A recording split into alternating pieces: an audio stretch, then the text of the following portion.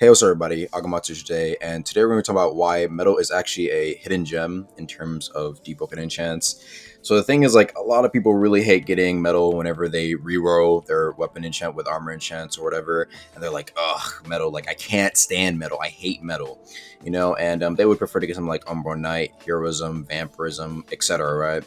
So how does metal work exactly? Well, we all know that metal, whenever you hit someone, it steals their armor and gives it to you. So basically, if you have a metal enchant, you're ensuring two things. A, that if you're landing your M1s, you're never going to run out of armor in a fight.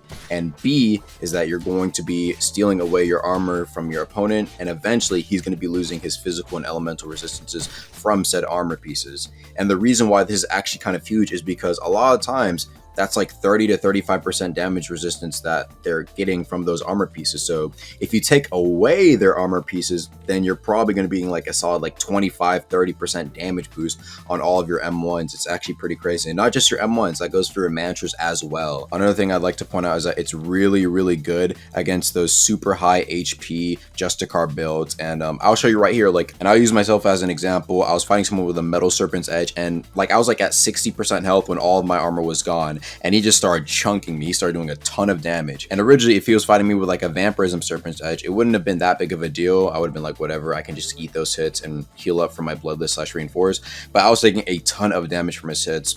So the thing is that metal is really, really useful against those guys who just don't seem to die.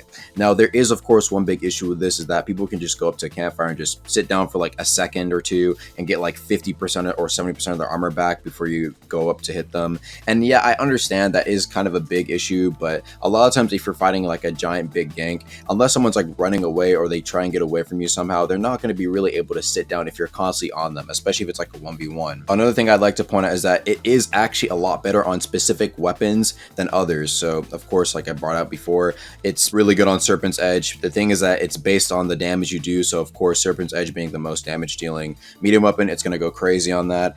With daggers, it's actually pretty nice as well. You get Thresher Fangs and Fresher Fangs whenever that critical procs, you do 2 times armor damage. So that, guess what, that's 2 times armor damage with the metal. It's actually pretty insane. You really get rid of armor like that. Other than that, PvE, it's also kind of goated. Like fighting against Primadon or Kaido, like you get rid of all of their natural armor and you're probably doing like 2 times or 50% more damage after you move their armor. Like they actually have a crazy amount of armor, bruh, and you do a lot more damage. I think Super even pointed this out with like Providence Thorns. It took him like 3 or 4 minutes, and then like with Meta was also like 4 minutes. So yeah, you're doing crazy amounts of damage with their armor gone.